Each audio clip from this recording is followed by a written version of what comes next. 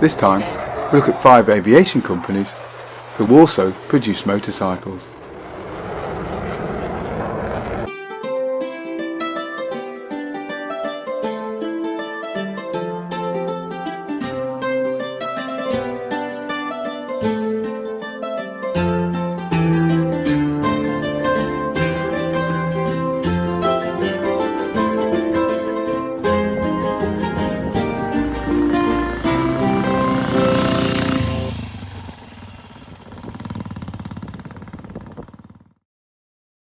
Before we start, don't forget to like and subscribe for more content.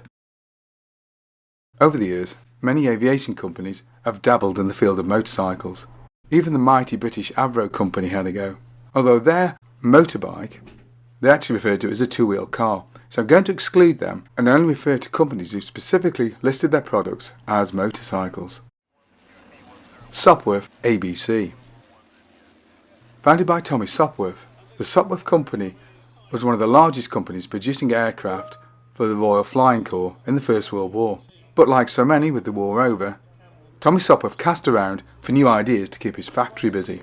He approached legendary motorcycle designer Granville Bradshaw, a true mercurial genius of the motorcycling world, and he designed what is sometimes referred to as the ABC and sometimes badged as a Subwoof. The machine was a flat twin, rather like a BMW, but it had many forward-thinking ideas. For example, there was suspension front and rear, which in the early 20s was definitely something of a rarity. Although strangely, he was behind in a couple of areas. For a start, he didn't put a kickstart on the bike initially, which was pretty much par for the course by that period. Now, as you might expect, being produced in an aviation factory, production quality is excellent, and these are exquisitely built machines, although extremely rare, because the fact is they didn't really sell particularly well. You see, one of the problems of adapting an aviation company to produce motorcycles is always going to come down to cost. If you're going to build bikes to a very high standard, then your prices are always going to be a little bit high. And ultimately, the company failed. Somewhat ironically, however, the engine would be used in a very light aircraft. As for the Subwoof Company, they would rebadge themselves as Hawker, his main test pilot, and rise again from the ashes. MV Augusta. The Augusta Aeronautical Company was founded in 1923 by Count Giovanni Augusta. After World War II, his son Domenico cracked on the idea of producing motorcycles at the factory, producing a range of small capacity bikes, then very much demand in Italy.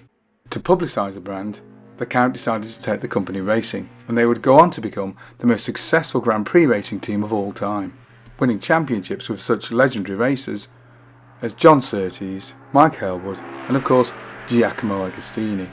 But as the 60s turned into the 70s, life was getting rather more difficult for the motorcycle division. The Japanese two-stroke invasion had begun, and with their four-stroke machines not really becoming competitive, they switched to producing road bikes. The road bikes were not successful. This was due to a combination of extremely high price and variable build quality. As a result, Augusta would close their motorcycle division in 1980. Having produced some of the world's most exotic and truly beautiful motorcycles. The aircraft division would continue, however, and they would produce a range of helicopters in particular that would later merge with British Westland Helicopters, and the company still exists today as a joint venture.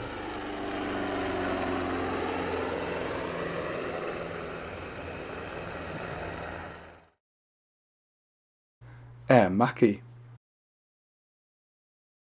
Founded in 1922 by Julio Macchi, the Airmaki Corporation was based in Lake Varese, so not surprisingly, was best known for producing initially flying boats.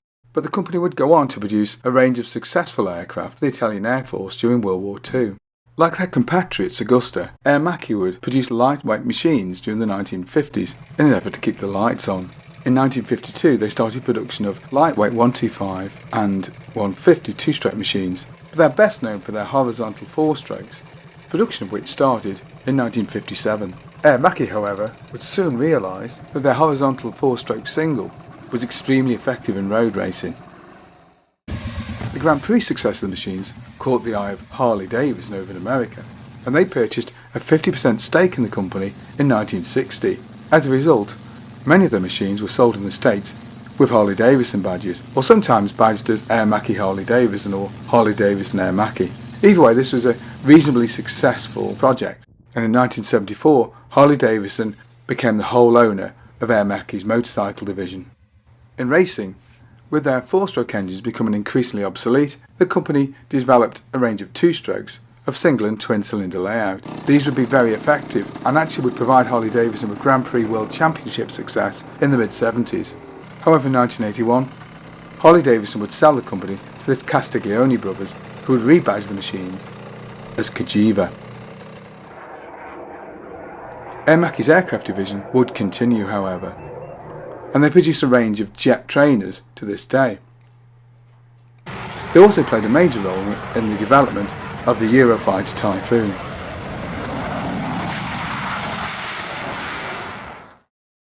Curtiss Aviation. This is American Glenn Curtiss.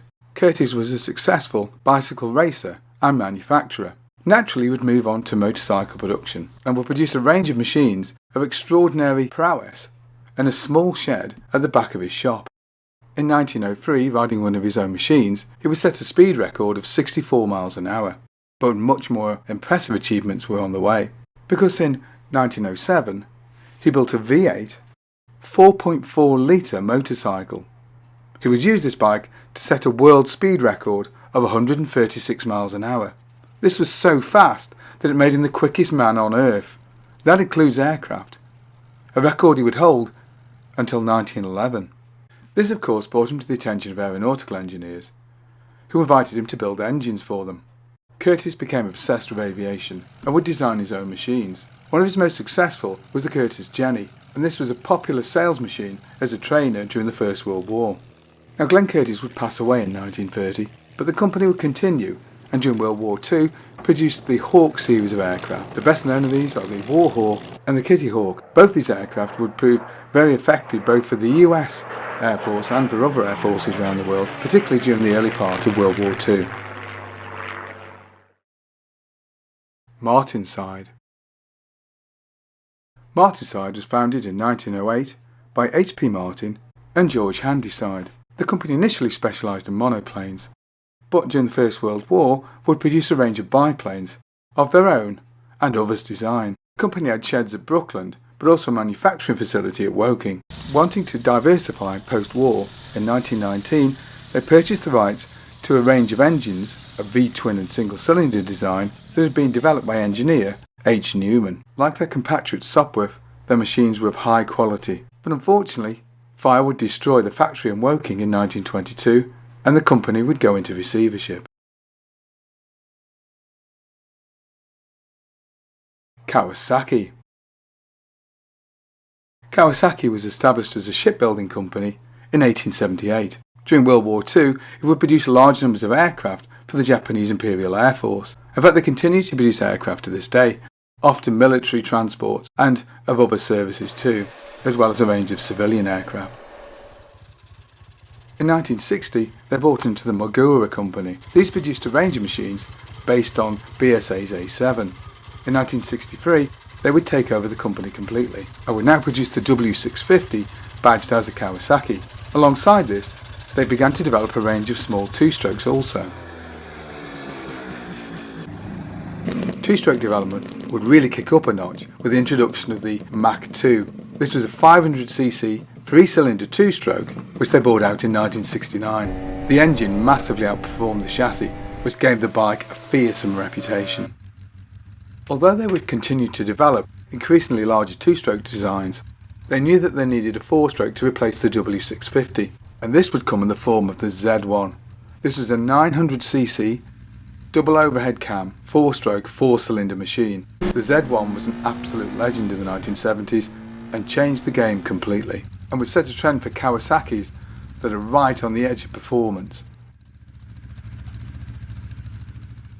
The current peak of Kawasaki's philosophy is the Ninja H2.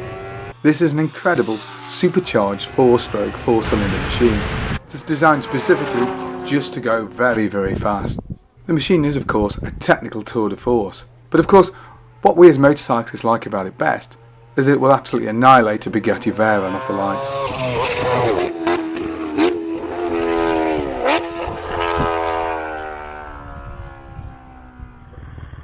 Well, I do hope you enjoyed that video. If you did, don't forget to like and subscribe for more content, and of course, thank you very much for watching.